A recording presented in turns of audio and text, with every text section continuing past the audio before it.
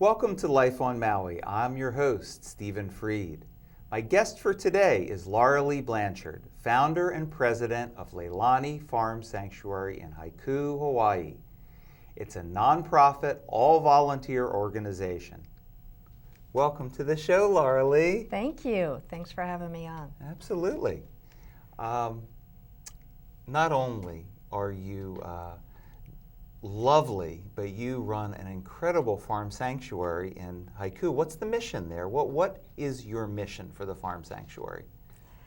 I started the sanctuary to give people the chance to come and meet species of animals that they might not otherwise meet, farm animals, and to learn that these animals like cows and pigs and donkeys are individuals with personalities, and to hopefully begin to regard them as other than food, but as individuals. And I'll tell you one thing that I can testify to is when you come to your place, they are individuals. I feel like when you go there, you're walking into some kind of a like cartoon in a way where you expect the animals to start to talk because they're so well loved. They are. And they're very friendly. They love visitors, and they always put on a show. Each one is different. Yeah, yep. They are, so your mission is certainly being accomplished by the fact that you want people to know that these animals are individuals? Yes, yes. And they are. They really come across that way as individuals. People are really surprised when they come and they have the chance to connect with these animals. Yes. A lot of times we hear back from them later saying that after cuddling a warm, soft chicken, they could never eat a chicken again. And that's exactly what we want to hear. Wonderful. And what inspired you to start Leilani Farm Sanctuary? It was many years ago, probably 16 years ago, that I learned about the factory farming industry that uses animals for food and keeps these animals in very intensive confinement.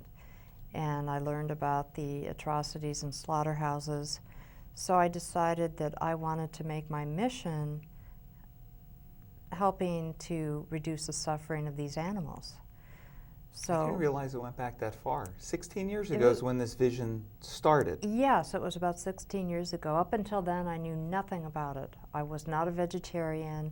I had no idea that the animals suffered as greatly as they do. But I learned a lot of information, and my health improved dramatically when I switched to the plant-based diet. And I learned about the benefits to preserving the environment by moving away from animal agriculture. And I learned about how many animals a person can save if they switch to a vegetarian diet. And that's about 100 animals a year we can save by... Each individual, each Yes. person. Yes, each person can save 100 animals a year. Not to mention that whole thing that became well known with Diet for a Small Planet, that increases the food available to so many more people because of all the grain and everything it takes to feed the animals to produce a smaller amount of meat. That's right. It's much more efficient to produce plant-based foods for people to eat rather than going through the food chain of first feeding the animals massive amounts of grain and then having humans eat the animals. Yeah. That's a much greener diet. Right. Well, we're both vegetarian. You're vegan. Mm-hmm. And she works all day on this farm, like lifting heavy weight and everything. So anybody who has any thought that you can't be strong, it's just not true. You don't need meat to be strong. No, I really thrive. Yeah, you thrive. What's your educational and career background?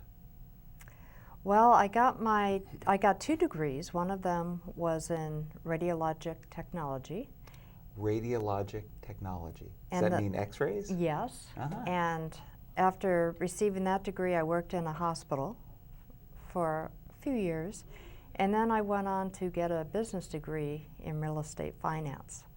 So I had a 14-year career as a commercial real estate broker in Southern California, specializing in high-rise office buildings. And that is really what was responsible for me being able to afford to come to Maui and buy a farm. So after completing my career in real estate, I then took a job working as Director of Communications for a nonprofit group based in Maryland, right outside of DC, called Farm Animal Rights Movement. It doesn't mean you were living on the East Coast. No, I worked as a consultant for my home office. And I did that for 5 years as a volunteer. And then I took a job with another animal advocacy organization called Farm Sanctuary. And they have huge farm animal shelters in California and New York.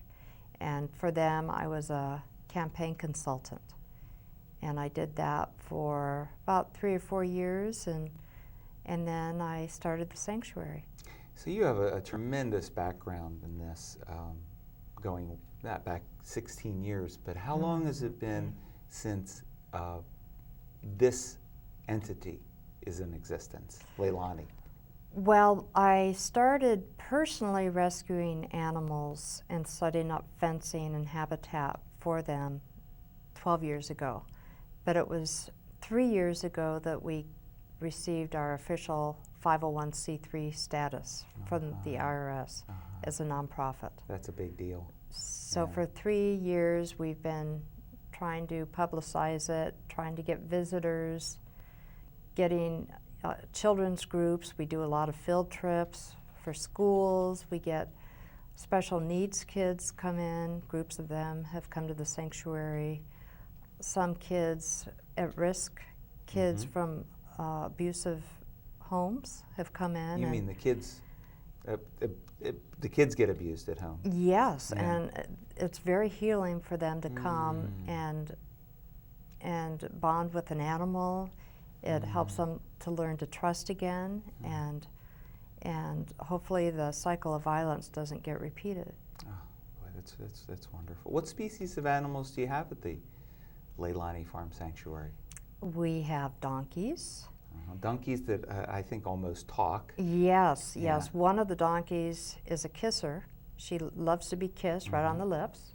And the other donkey is a hugging donkey. She likes to be hugged. And the hugger doesn't like to be kissed, and the kisser doesn't like when you hug her. Kind of like and people. Yes, and that's the only way I can tell them apart. They look identical. They're not Really? related, but they look so much alike. That's the only way, is to approach them and see if they want to be kissed or hugged. So we have the 2 donkeys, and every animal at the sanctuary has a very interesting story. We also have 9 or 10 goats. We have probably 80 chickens. Some of the chickens came from an egg factory that closed down. Some of the chickens had been used for cockfighting. And we have some ducks, about 12 cats, 5 rabbits. The rabbits had been Easter presents for kids, and the kids got tired of taking care of them, so the parents took the rabbits to the shelter. Yeah, and pigs. Yes, we have a couple pigs. Yeah. So we've got quite a menagerie. You do. And I just want to say the incredible setup that you've created. You had a vision when I first met you a few years ago. There's a show that I did with Laurelee about 3-4 years ago. So if you want to see an earlier show talking about some other subjects, you can look through the shows on YouTube or at lifeonmaui.com. But you had a vision that you wanted to have your home be in the middle of the animals.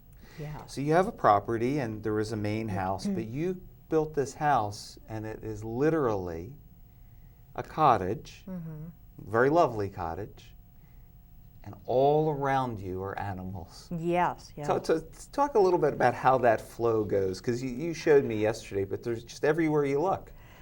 Well, it's set up in such a way that there's an animal alley right outside the kitchen window.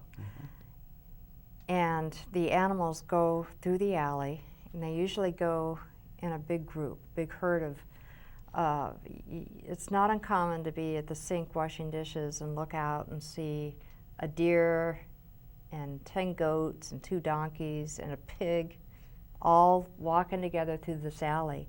And that the alley enables them to get on all different sides of the cottage. And the cottage has a lot of windows. And from every window you can see animals in all different directions. When I wake up in the morning, if I sit in bed and drink coffee, I can look out the window and there's the goat house. We've got a real cute red goat house. And I can sit and see all the goats out there in the morning. It's just the greatest way to start the day. And some animals are allowed to come up to the house, right? I mean, I see you have that wraparound porch. Yes. The Certain ones. The wraparound porch is for the cats, and we have some chickens who have special privileges. Because and the chickens and cats get along in your they do in your world there. Not these animals wouldn't normally all naturally get along, would they? Or do they? Cats and chickens usually do get along. Is that so? And that's because chickens are big enough that they don't become prey for cats, and cats very quickly learn that chickens have a peck, and if they mess with them, they remember. I gotcha. Huh. Yeah. Interesting. How about some of the other animals? Like, I mean, do goats and donkeys and Well, every once in a while somebody doesn't latch the gate properly, and so the goats bust out, and that's a big problem because we have banana plants growing around the cottage in order to feed the animals. We had a group called the National Fruit Tree Foundation come, and they've got a special program called Orchards for Animals. And they came and planted a huge orchard all around the cottage, which is fenced off from the animals. But when the goats bust out, oh boy, it doesn't take long for them to really devour those trees. So we try to prevent that from happening. Yep. I want to mention now, we've got some wonderful natural food stores on Maui, but the only one that's completely vegetarian is Down to Earth. Is that true? That's right. Yeah. So I mean, that's probably where you do most of your shopping. It is. Yeah. And when we have visitors come to the sanctuary, they always are given a vegetarian starter guide. And the vegetarian starter guide gives them lots of ideas of how to transition toward a vegetarian diet and different foods that they can buy, transitional foods like substitutes for chicken. You can go to a store like Down to Earth and find soy chicken and veggie patties and soy milk and soy yogurt. And particularly for people who are just getting into it, that's what they want. They like the transitional stuff. Yes, yes, I know I did. When I first transitioned from being a meat eater to a vegetarian, I was really liking the veggie dogs and the pastrami and all that stuff. Sure. So we always direct people to go to the Down to Earth in Kahului and do their shopping. Yep. We're very fortunate. What do visitors see and do because you conduct farm tours? What do people see and do during the farm tours? Oh, they have a great time. The farm tours are a blast. A lot of people come on vacation and they hear about the sanctuary through the concierge at the hotel, or they read about it in the newspaper, and they visit us on vacation, and they have such a great time that we sometimes find out later that it was a highlight of their entire trip to Maui. Wow.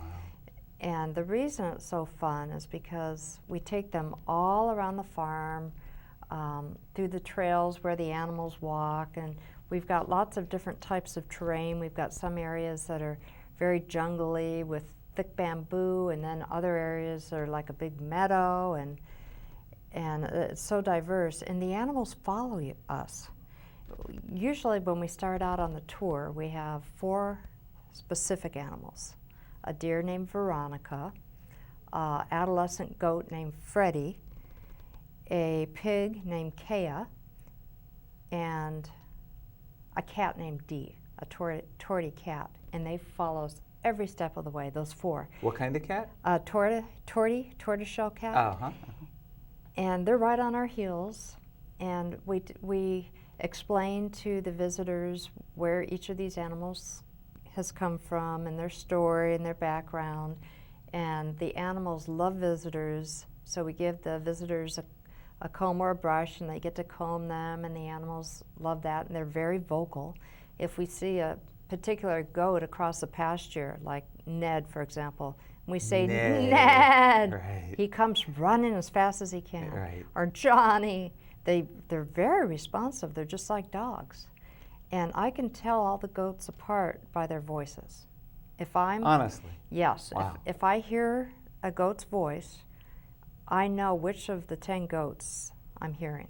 And I can tell the chickens apart by their voices, and the cats. The chickens? Yep. Amazing. I can't tell the donkeys apart when they bray yet, but maybe someday I'll be able to.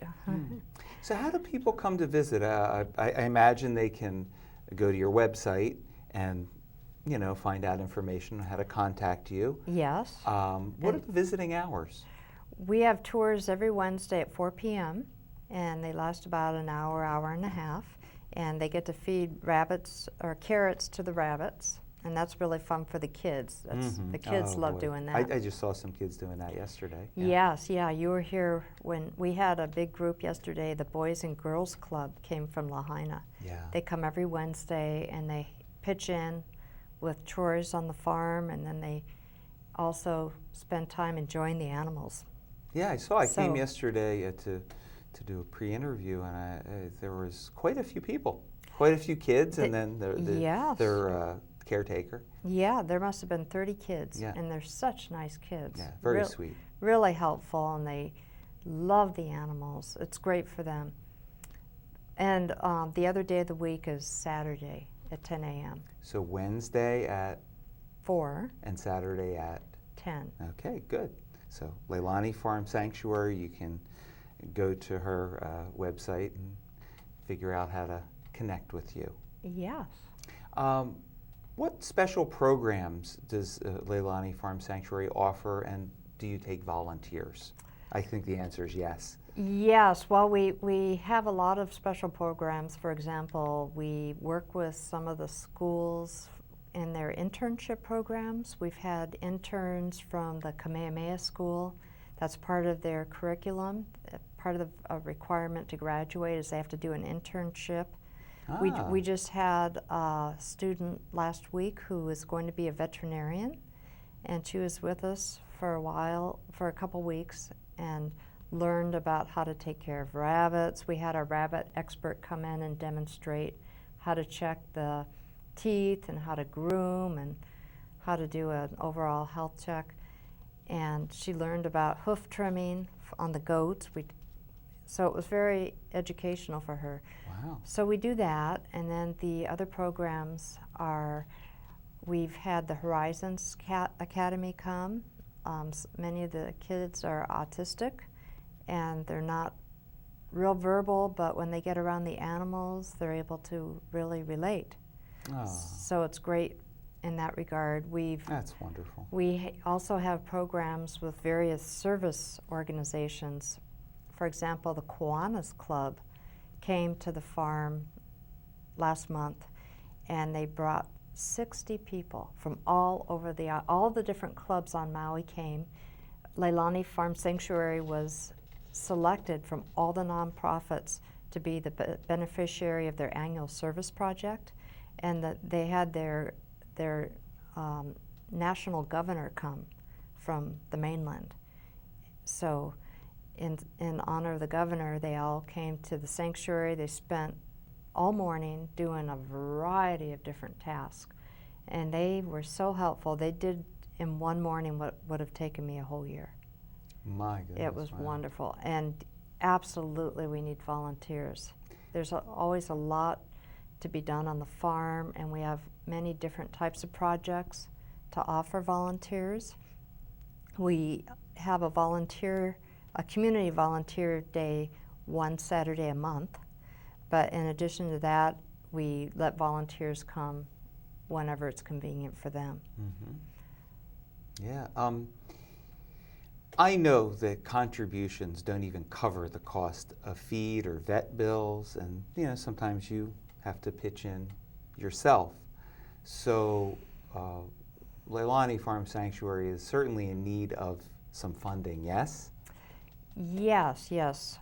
We need funding not only for the basic operating expenses like feeding and veterinary care, but we have 2 acres of habitat that hasn't been fenced yet. And we would love to be able to expand this fencing so that the animals could have all this area. So that would be a real great help. One important use we could make of some funds would be to expand the habitat. Also, we want to develop an education center for visitors where they can come and watch educational videos, where we can have a library and we can give out books. So there is definitely a big need for funds.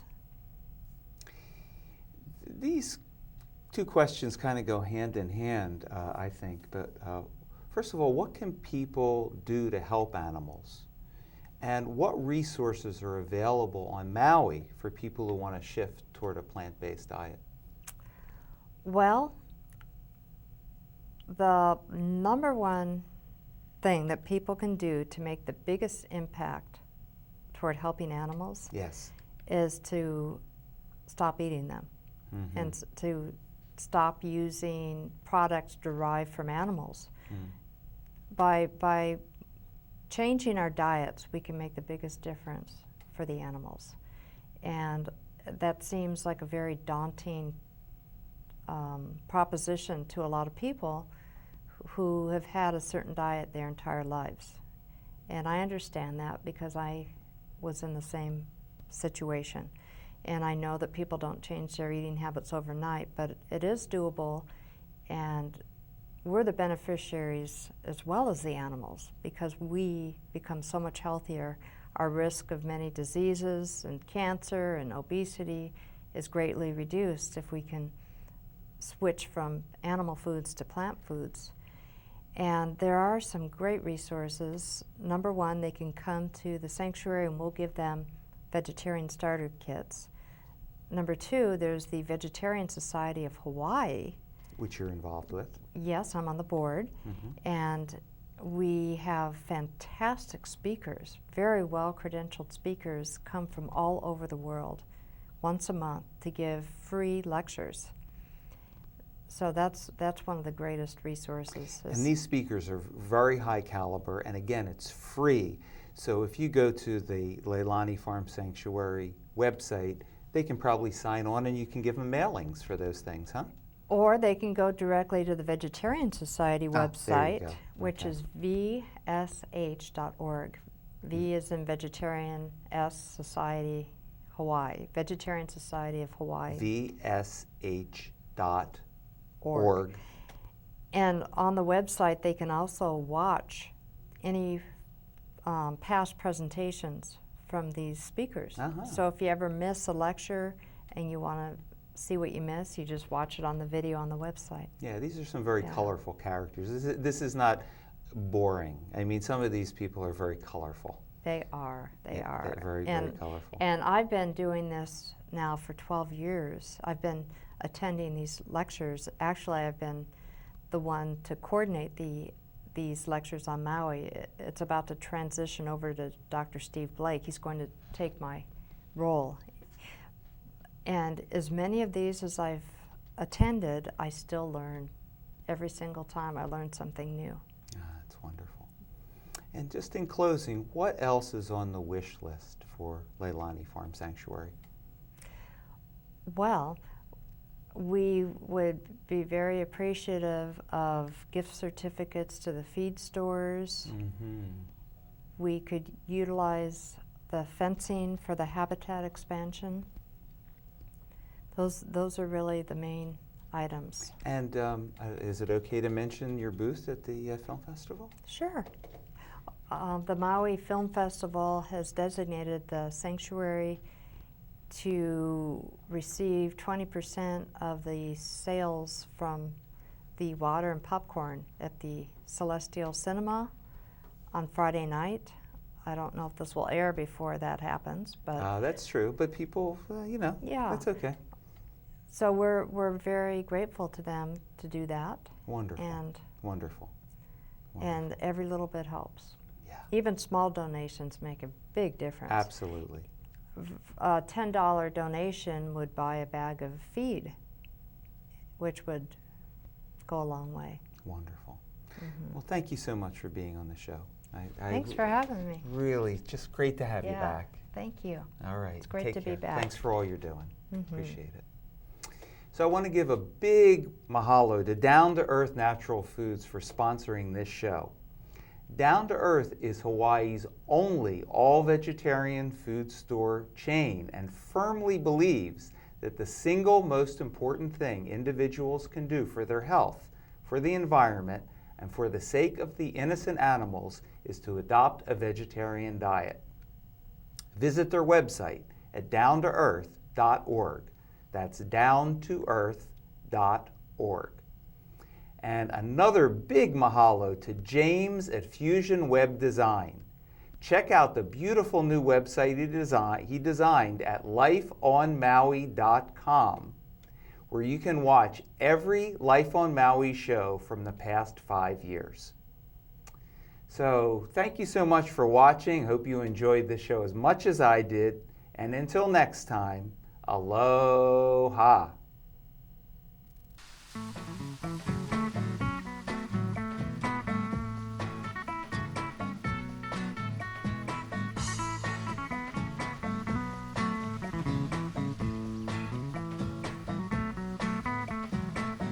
Call me crazy, but I'm never giving up my dreams.